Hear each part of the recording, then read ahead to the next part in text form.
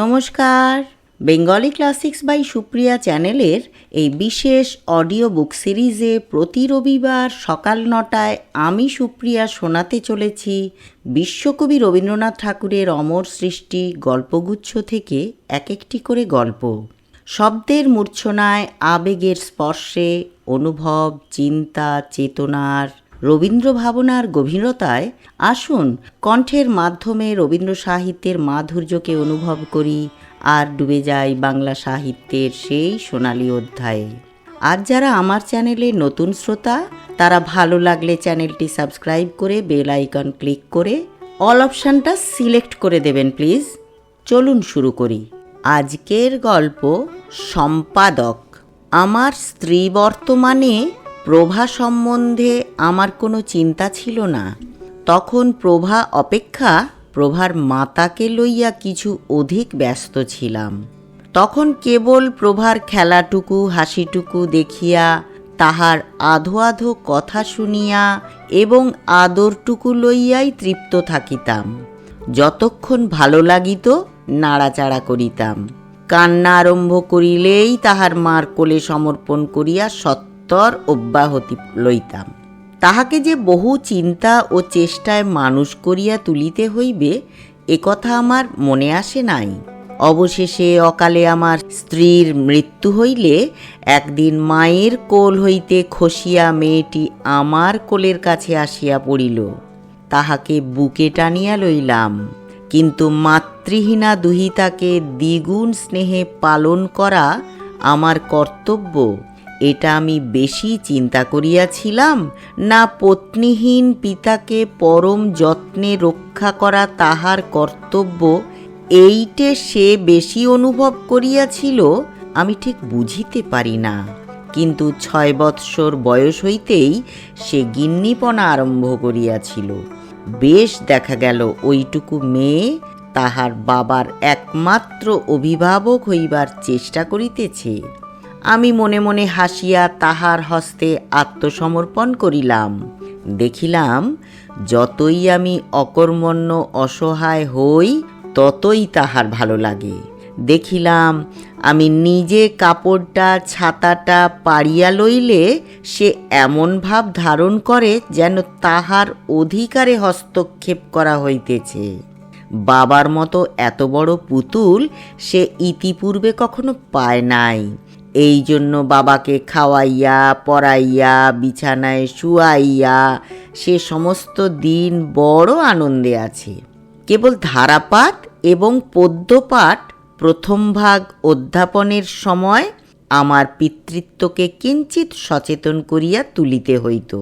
কিন্তু মাঝে মাঝে ভাবনা হইত, মেয়েটিকে সৎপাত্রে বিবাহ দিতে হইলে অনেক অর্থের আবশ্যক। আমার এত টাকা কোথায়? মেয়েকে তো সাধ্যমতো লেখাপড়া শিখাইতেছি, কিন্তু একটা পরিপূর্ণ মূর্খের হাতে পড়িলে তাহার কি দশা হইবে? উপার্জনে মন দেওয়া গেল। গভর্নমেন্ট আপিসে চাকরি করিবার বয়স গেছে, অন্য আপিসে প্রবেশ করিবারও ক্ষমতা নাই। অনেক ভাবিয়া বই লিখিতে লাগিলাম। বাঁশের নল ফুটা করিলে তাহাতে তেল রাখা যায় না, জল রাখা যায় না, তাহার ধারণ শক্তি মূলেই থাকে না, তাহাতে সংসারের কোনো কাজই হয় না। কিন্তু ফুঁ দিলে বিনা খরচে বাঁশি বাজে ভালো। আমি স্থির জানিতাম, সংসারের কোনো কাজেই যে হতভাগ্যের বুদ্ধি খেলে না, সে নিশ্চয়ই ভালো বই লিখিবে। সেই সাহসে একখানা প্রহসন লিখিলাম। লোকে ভালো বলিল এবং রঙ্গভূমিতে অভিনয় হইয়া গেল। সহসা যশের আস্বাদ পাইয়া এমনই বিপদ হইল, প্রহসন আর কিছুতেই ছাড়িতে পারি না। সমস্ত দিন ব্যাকুল চিন্তান্বিত মুখে প্রহসন লিখিতে লাগিলাম। প্রভা আসিয়া আদর করিয়া স্নেহ সহাস্যে জিজ্ঞাসা করিল, বাবা, নাইতে যাবে না? আমি হুঙ্কার দিয়া উঠিলাম, এখন যা, এখন যা, এখন বিরক্ত করিস নে।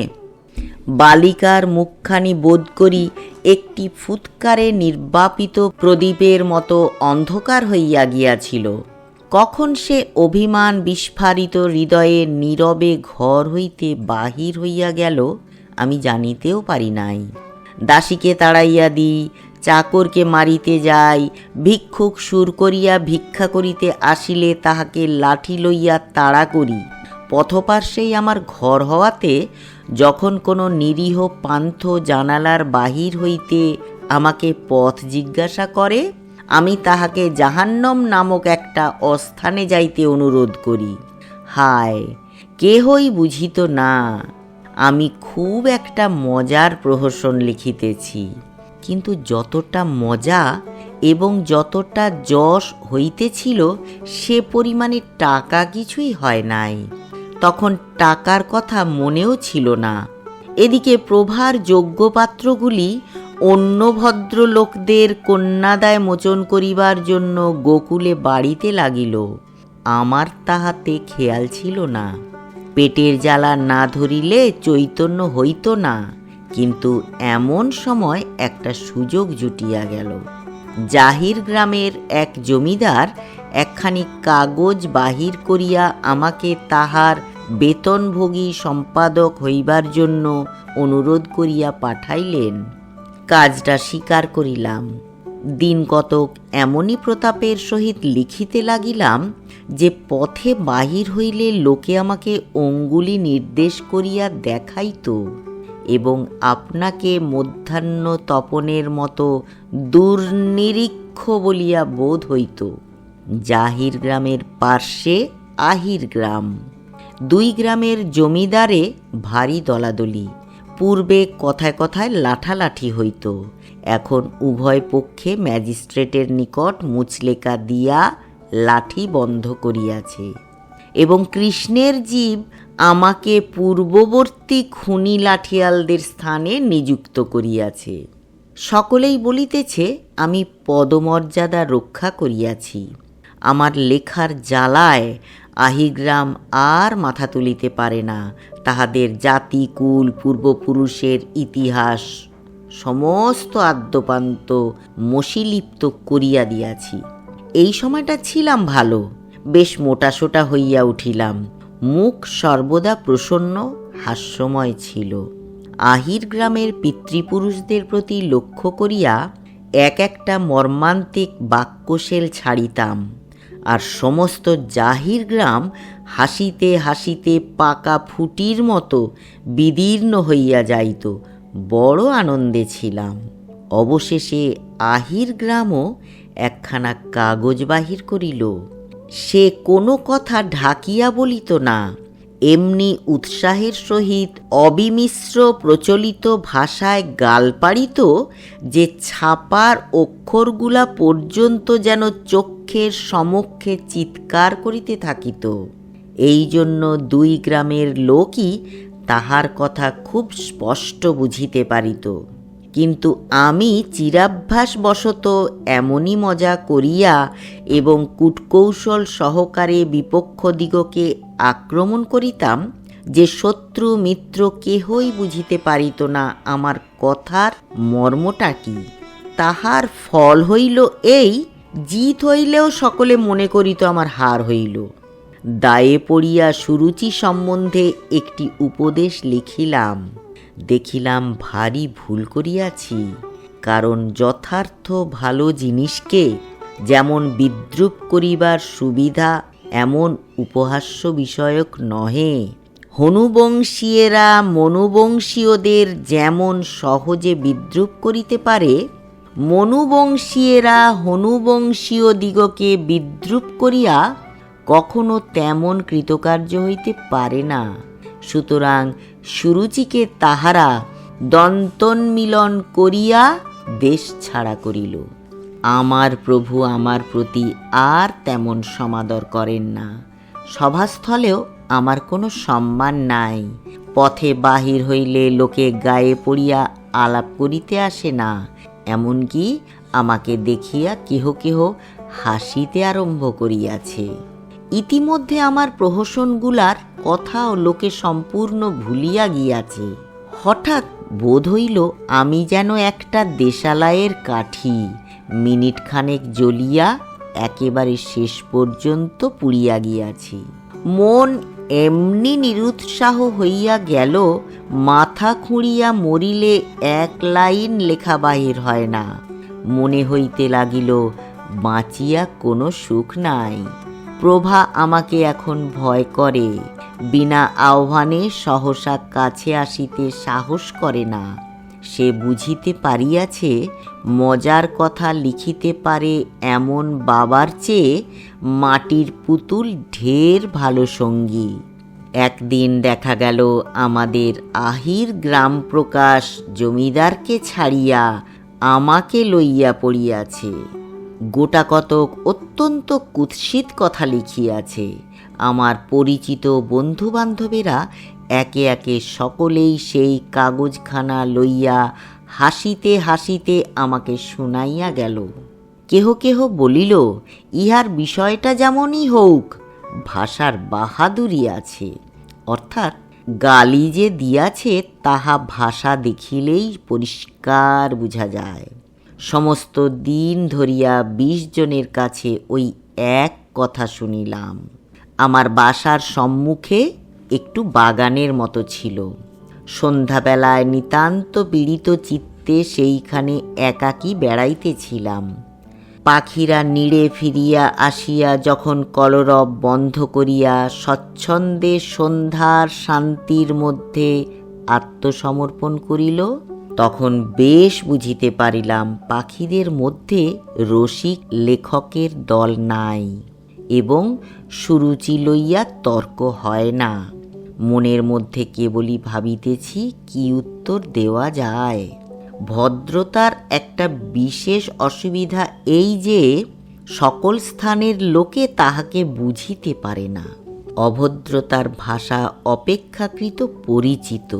তাই ভাবিতেছিলাম সেই রকম ভাবের একটা মুখের মতো জবাব লিখিতে হইবে। কিছুতেই হার মানিতে পারিব না।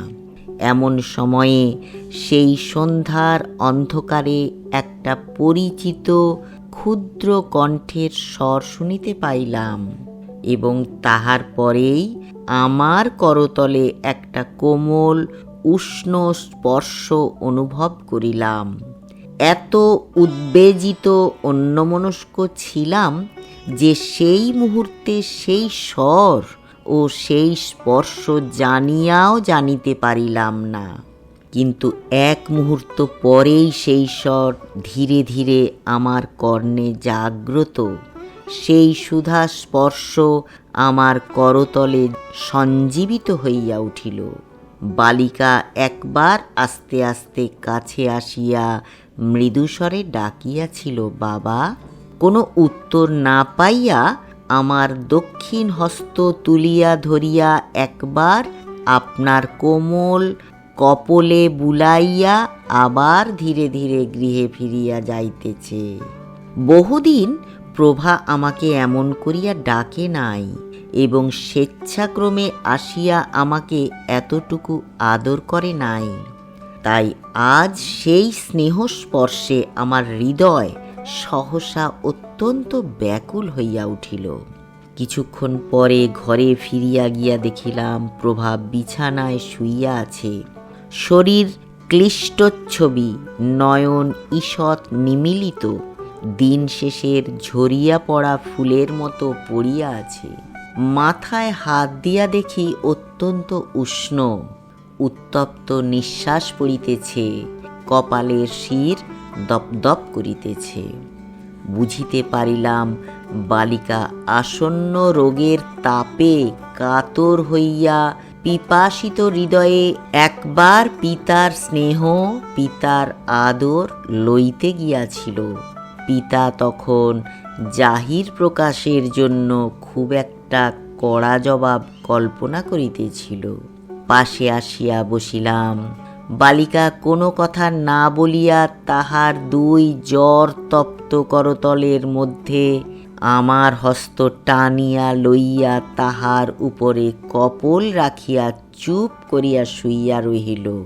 জাহির গ্রাম এবং আহির গ্রামের যত কাগজ ছিল সমস্ত পুড়াইয়া ফেলিলাম। কোনো জবাব লেখা হইল না। হার মানিয়া এত সুখ কখনো হয় নাই। বালিকার যখন মাতা মরিয়াছিল, তখন তাহাকে কোলে টানিয়া লইয়াছিলাম। আজ তাহার বিমাতার অন্ত্যেষ্টিক্রিয়া সমাপন করিয়া আবার তাহাকে বুকে তুলিয়া লইয়া ঘরে চলিয়া গেলাম। ধৈর্য ধরে সময় দিয়ে শোনার জন্য অশেষ ধন্যবাদ।